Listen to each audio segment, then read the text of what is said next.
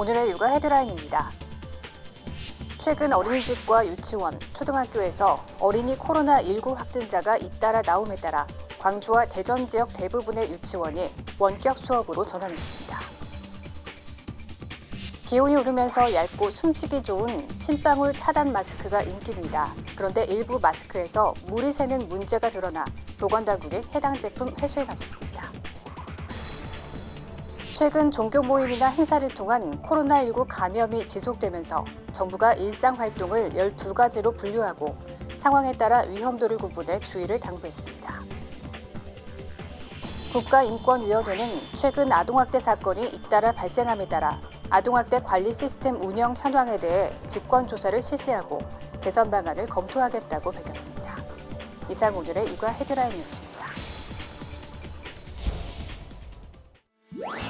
시청자 여러분 안녕하십니까? 육아포커스 아나운서 이지원입니다. 우리나라의 코로나19 확진자가 꾸준히 발생하는 가운데 최근에는 영유아의 감염 사례도 속속 나타나고 있어 더욱 우려가 커지는 상황인데요.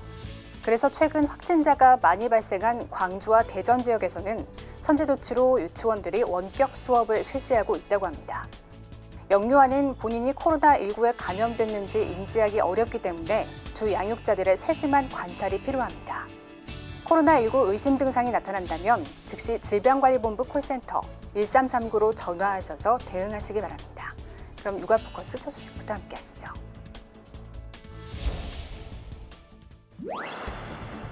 지역 감염이 확산하며 전국 어린이집과 유치원 곳곳이 문을 닫고 있습니다. 광주시는 어린이집과 유치원의 등원 중지를 결정했습니다. 대전 서구와 동구 61개 유치원과 대전시 전체 어린이집 역시 등원이 미뤄졌습니다. 7일 오전을 기준으로 전국 유치원 347개원이 등교 수업을 하지 못했는데 등교 수업이 미뤄진 전체 학교 중 88%가 유치원과 초등학교에 집중됐습니다. 전문가들은 최근 청소년, 소아 환자 증가는 지역사회 감염이 가족 내로 전파된 사례가 많은 데 따른 것이라고 분석했습니다. 어린이집이나 유치원을 통한 집단 발병 사례는 확인되지 않았습니다. 유치원 내에서 또는 학교 내에서는 마스크를 벗지 못하고 있거든요. 감염될 가능성이 굉장히 낮죠.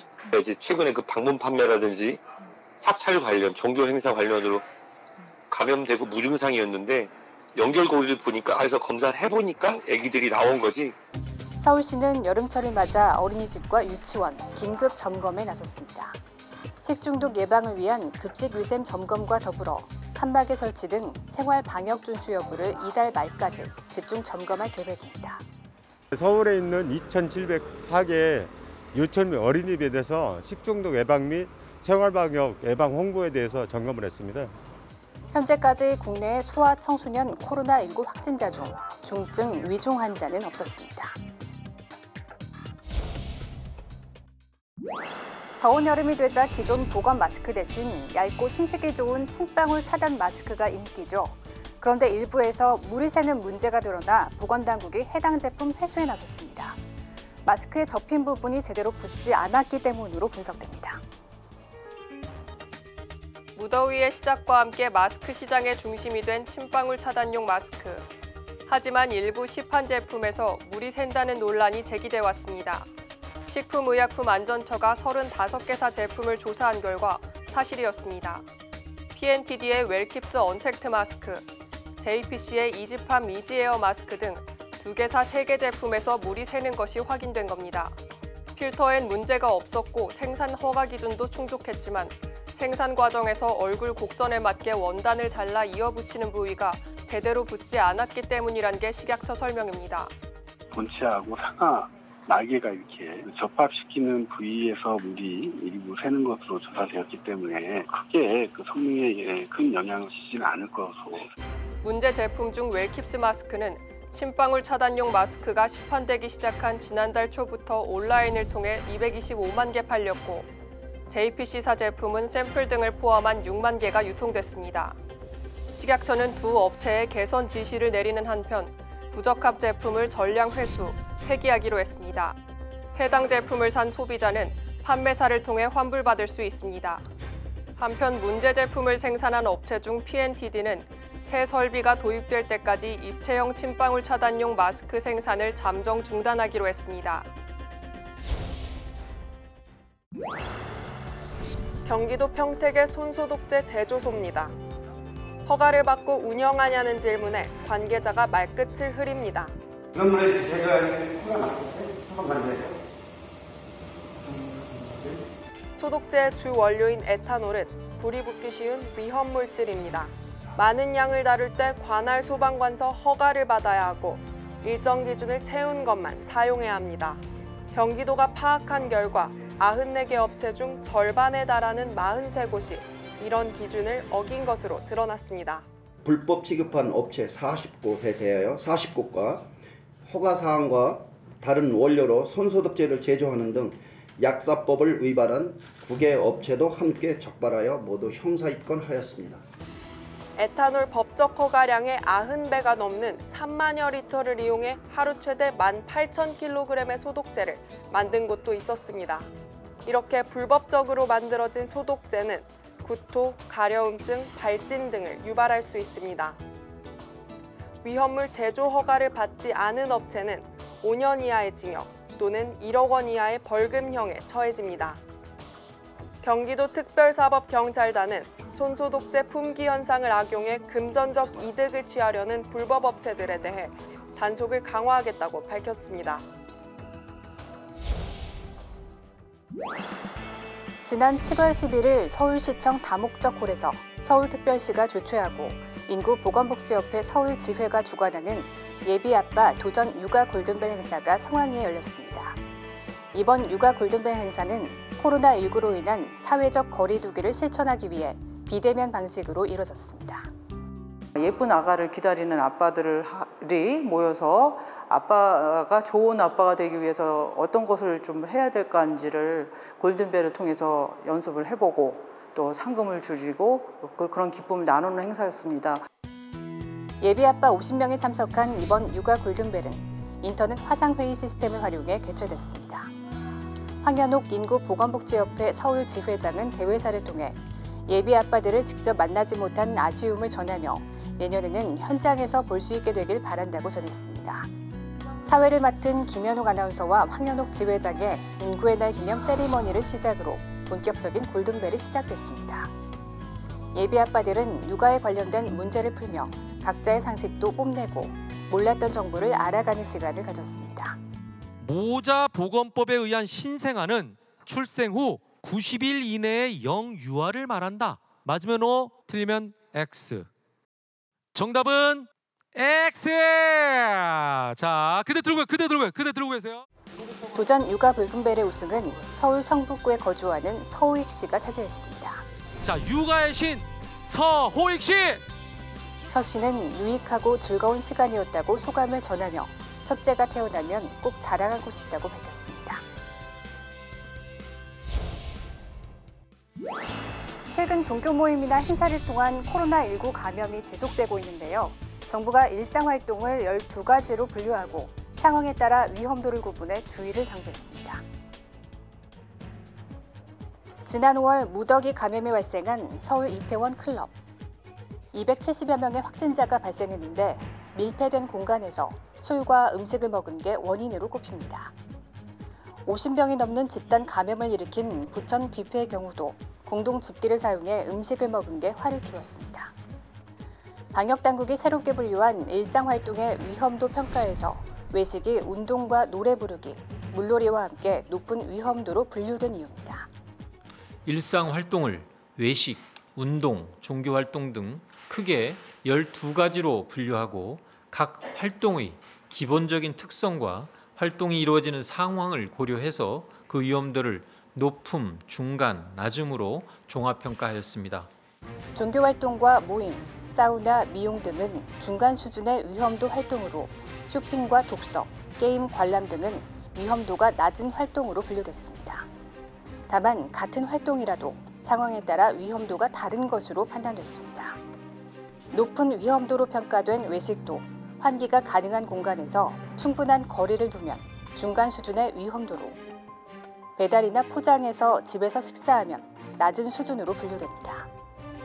반대로 중간 수준으로 평가된 종교 활동의 경우 밀폐된 공간에서 노래 부르기나 식사 등이 동반되면 위험도가 높아질 수 있습니다.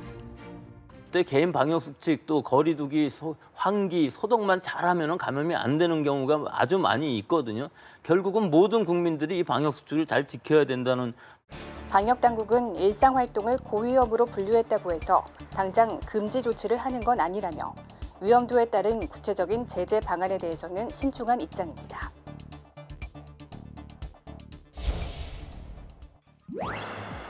주택 위로 10발간 불길이 치솟습니다. 불은 건물 뼈대만 남겨놓은 채 대부분을 태웠습니다. 집주인이 잠들기 전 모기향을 피웠는데 집안에 있던 반려동물이 모기향을 건드리는 바람에 화재로 이어진 겁니다. 모기향이 실제로 화재로 이어질 수 있는지 실험을 해봤습니다. 모기향 불을 완전히 끄지 않고 쓰레기통에 넣은 상황을 가정했을 때 불과 5분 만에 연기가 피어오르기 시작했습니다. 30분이 지나자 불길이 치솟습니다. 모기향불을 처음 붙였을 때 480도입니다. 바람이 풍향이 있을 때는 700도에서 800도까지 올라가는 거 저희가 확인했기 때문에 발화증이 보통 250도 넘어가면 어떤 물질이 발화할 수 있기 때문에. 향을 넓게 퍼뜨리기 위해서 창틀에 모기향을 설치하는 경우가 많은데 바람에 쓰러져 화재로 이어지는 경우도 있었습니다. 최근엔 코로나19 사태로 야외 캠핑이 증가하면서 텐트 안에 피워놓은 모기향에서 화재가 발생해 119 신고가 들어오는 사례도 있습니다. 텐트 용품 자체가 가연성 물질로 된 것들이 많기 때문에 모기향과 이제 실수로 이렇게 전도가 돼가지고 접임이 되면 충분히 화재가 일어날 수 있습니다. 최근 3년 동안 부산에서 모기향을 피우다 화재로 이어진 사례는 100건이 넘었습니다. 모기향은 가급적 실내에서 피우는 것을 자제하도록 하고 부득이하게 사용할 경우 주변에 불에 타는 물건을 치우는 게 좋겠습니다. 해마다 장마철에는 집중호우로 크고 작은 피해가 발생합니다. 폭우가 쏟아질 때는 무엇보다 침착하게 대응해야 피해를 줄일 수 있는데요. 집중호우 대처 요령을 전해드립니다. 폭우가 쏟아지면 집에선 비가 새거나 배수로가 막힌 곳은 없는지 확인해야 합니다. 축대나 담장에 균열이 있는지 또 무너져 내릴 가능성은 없는지 미리 점검해야 피해에 대비할 수 있습니다. 비상 상황에 대비해 튜브를 준비하고 대피 장소와 비상 연락처를 숙지해두는 것이 좋습니다. 폭우가 쏟아지는 지역에선 불필요한 바깥 활동을 자제하고 부득이 외출해야 한다면 순식간에 물이 불어나는 하천 주변은 피해야 합니다. 만약 계곡이나 하천에서 고립됐다면 최대한 안전한 곳으로 몸을 옮긴 뒤 구조대를 기다리는 것이 최선의 방법입니다. 길에서 갑자기 물이 차오를 때는 가로등이나 신호등, 고압전선은 감전 위험이 있기 때문에 절대로 가까이 가지 말아야 합니다. 운전 중이라면 저단 기어를 사용해 침수 지역을 신속하게 통과해야 합니다. 부득이하게 침수된 집에 들어갈 경우 건물 붕괴 가능성을 반드시 점검해야 합니다. 특히 집안에 가스가 차 있을 수 있는 만큼 반드시 환기하고 감전 위험에 대비하기 위해 전기 차단 여부도 확인해야 합니다.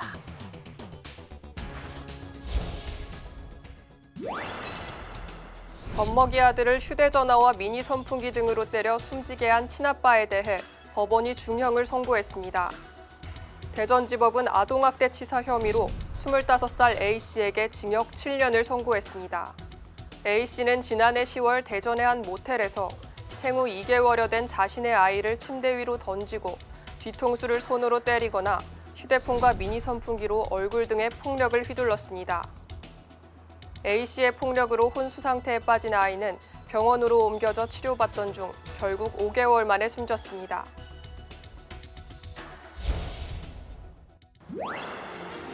국가인권위원회가 아동학대 신고, 예방 시스템이 어떻게 운영되고 있는지 현황을 전면 조사하기로 했습니다. 인권위는 복지부, 지자체, 경찰, 아동보호 전문기관 등의 아동학대 관리 시스템 운영 현황에 대해 직권조사를 실시하고 개선 방안을 검토하겠다고 밝혔습니다. 인권위는 최근 천안, 창녕, 포항 등에서 아동학대 사건이 잇따라 발생하는 등 정부 노력에도 사례가 늘고 있다며 예방 시스템 개선이 필요하다고 밝혔습니다. 최근 무면허 운전자가 어린이 보호구역에서 교통사고를 내 구속됐죠. 이른바 민식이법 시행으로 어린이 보호구역 내 처벌은 강화됐지만 학부모나 운전자의 불안은 여전했습니다. 김포의 한 어린이 보호구역. 지난 4월 이곳에서 음주운전으로 면허가 정지된 운전자가 횡단보도에 들어선 아이를 쳤습니다. 30km 이하로 주행해야 하는 어린이 보호구역이지만 당시 운전자는 40km 이상으로 주행했습니다. 무면허 운전을 숨기기 위해 동승자와 입까지 맞춘 해당 운전자는 결국 구속됐습니다. 어린이 보호구역 내에선 차량 과속뿐만 아니라 불법 주정차도 학부모들을 불안하게 합니다. 일부러 어떤 차는 진짜 세게 달리기도 해요. 그냥 와서. 그래서 그럴 때는 진짜 막 철렁철렁해요, 가슴이. 이제 그런 주정차가 있음으로 인해서 이제 그 운전하시는 분들은 시야가 좀 좁아질 수밖에 없잖아요. 스쿨존을 지날 때 누군가 도로로 불쑥 튀어나오지 않을까 운전자가 느끼는 불안감도 큽니다. 최근에는 스쿨존을 지나는 차량을 아이가 뒤쫓아가는 영상이 공개돼 논란이 일기도 했습니다. 두 가지도 신경 쓰고 있는데 만약에 애들이 튀쳐나온다. 또 뉴스에 나온 것처럼 그렇게 됐을 경우는 우리 무방비 상태에서 그냥 당하는 거죠. 경찰의 철저한 조사, 개선된 시민의식, 부모의 지도라는 세 가지 요소가 갖춰져야 한다는 지적이 나옵니다.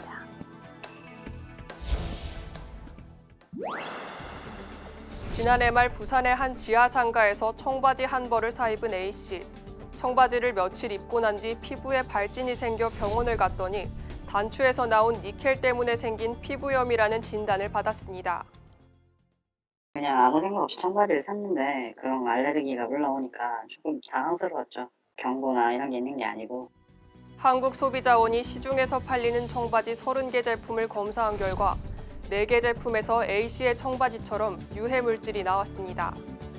한 개 제품의 주머니 소재에서는 방광암을 유발할 수 있는 발암 물질 아리라민이 기준치의 3배에 달할 정도로 검출됐습니다. 나머지 3개 제품에서는 니켈이 기준치를 넘겨 검출됐는데 그 양이 기준치 6배에 이르는 제품도 있었습니다. 해당 제품을 생산 판매한 업체들은 소비자원의 권고에 따라 제품 판매를 멈추고 리콜에 들어갔습니다. 한편 한 성인용 제품의 옷감에서는 내분비계 장애를 일으킬 수 있는 물질인 노닐페놀의 톡실레이트가 다량 검출됐습니다. 문제는 어린이용 제품에는 안전 기준이 있지만 아직 성인용 의류에는 기준이 없어 소비자원이 판매 중지 권고를 할 수 없다는 점입니다. 피부 자극이나 성조숙증을 유발할 수 있는 물질로 가정용 섬유 제품에서는 관련 규제가 부재한 실정입니다. 관련 규정 마련이 필요한 것으로. 이에 따라 소비자원은 국가기술표준원에 모든 가정용 섬유 제품에 대한 안전기준 마련을 검토해달라고 요청했습니다. 요즘 다양한 제품들을 구독하는 방식으로 받아보는 게 생활화됐죠. 식품 유통업체들이 서둘러 적용 대상을 넓히고 있는데 어떤 서비스들이 있을까요? 편의점에서 얼음컵을 집어든 여성. 곧바로 계산대로가 바코드를 찍더니 들고 나갑니다. 여러 개를 할인된 가격으로 미리 사두고 이용하는 구독 서비스를 신청해 놓은 겁니다. 어차피 매번 구매하는 거 좀 더 점포에서 싸고 저렴하게 구매할 수 있어서 저한테 경제적으로도 아주 좋은 것 같습니다. 유통과 식품업계에는 현재 이 같은 구독 경제 바람이 불고 있습니다. 베이커리도 구독 서비스에 뛰어들었습니다. 한 달치 식빵이나 커피를 한 번에 미리 결제해 하루 하나씩 혹은 일주일에 하나씩 받아가면 80% 정도를 깎아주는 식입니다. 이 역시 직장인들에게 인기입니다. 서비스 론칭 3일째인데 많은 분들이 찾아주고 계시고 단골분들이나 인근 회사원분들이 많이 찾아주고 계십니다. 백화점들이나 햄버거 프랜차이즈들도 선결제 방식의 구독 서비스를 시작했습니다. 코로나19로 타격을 입은 업체들이 할인 등으로 마진을 줄이더라도 충성 고객을 늘리는 방식으로 위기를 넘기겠다는 의도입니다. 현금 흐름 이런 게 기업이 다 중요하기 때문에 기존 고객이나 충성 고객을 더 강하게 관계를 유지하면서 매출이 더 많이 나오도록 하는 이런 전략이 최근 비대면, 비접촉 선호로 굳이 매장을 방문하지 않아도 되는 구독 서비스의 경우는 더욱 활성화될 전망입니다.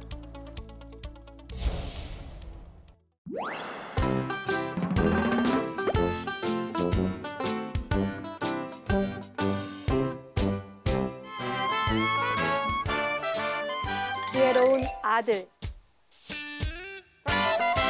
옛날 어느 마을에 심술궂은 사또가 새로 왔어요. 여봐라, 마루가 삐걱거리니 당장 새로 만들어라. 사또, 이곳은 오랜 전통을 간직하고 있습니다. 함부로 부술 수는 없사옵니다. 사또는 항상 옳은 말만 하는 이방 때문에 더 화가 났어요. 그러던 어느 추운 겨울날 사또는 이방을 혼내줄 방법을 생각했지요. 여봐라, 이방! 어서 가서 산딸기를 따오너라! 사또, 이 추운 겨울에 산딸기가 어디 있겠습니까요? 내가 지금 산딸기가 먹고 싶으니 당장 가서 구해오너라! 그날 저녁, 산딸기를 구하지 못하고 집으로 돌아온 이방은 시름시름 알아눕고 말았어요. 다음 날 이방의 모습을 본 이방의 아들이 물었어요. 아버지, 무슨 걱정거리라도 있으세요? 이방은 어제 있었던 일을 설명했지요. 아버지, 너무 걱정하지 마세요. 제가 사또를 뵙고 오겠습니다. 똑똑한 이방의 아들에게 좋은 생각이 떠올랐어요. 아니, 너는 이방의 아들이 아니더냐? 이방은 어디 가고 내가 왔느냐? 사또, 아버지께서는 어제 산딸기를 따러 가셨다가 그만 뱀에게 물려 집에 누워 계십니다. 이런 고얀 놈! 한겨울에 뱀이 어디 있다고 거짓말을 하느냐? 맞습니다, 사또. 한겨울에 뱀이 없듯이 산딸기도 없습니다. 똑똑한 이방 아들의 말에 말문이 막힌 사또는 더 화가 났어요. 다음 날 사또는 이방을 다시 불렀지요. 이방, 거기 있느냐? 이웃 마을에 새끼 뱀 숫소가 있다던데 내일까지 그 소를 데려오너라. 예? 숫소가 새끼를 뱉다고요? 그래, 내일까지 데려오지 않으면 큰 벌을 내릴 테니 그리 알아라. 숫소가 어떻게 새끼를 베나? 그날 밤 이방은 마루에 우두커니 앉아 한숨만 지었지요. 아버지, 또 무슨 일 있으세요? 사또가 새끼 벤 숫소를 데려오라는데 세상 어디에서 그런 소를 찾겠느냐? 그러자 이방의 아들이 초롱초롱 눈을 빛냈어요. 아버지, 저만 믿으세요? 다음 날 사또가 이방이 오기를 눈이 빠지게 기다리는데 아무리 기다려도 이방이 오지 않는 거예요. 에헴, 이번엔 이방도 별 수 없을 게다. 사또는 포졸들을 데리고 이방의 집으로 찾아갔지요. 그런데 이방의 집 앞에 금줄이 쳐 있는 게 아니겠어요? 에이, 난데없이 웬 금줄이냐? 누가 아이라도 낳았느냐? 그러자 이방의 아들이 웃으며 뛰어나왔어요. 아버지께서 새벽에 아기를 낳으셨습니다. 뭐야? 이방이 아기를 낳았다고? 에이, 남자가 어떻게 아기를 낳는단 말이냐? 사또, 그럼 숫소는 어떻게 새끼를 베겠습니까? 뭐야? 지혜로운 이방 아들에게 부끄러워진 사또는 도망치듯 그 자리를 떠나고 말았답니다. 감사합니다.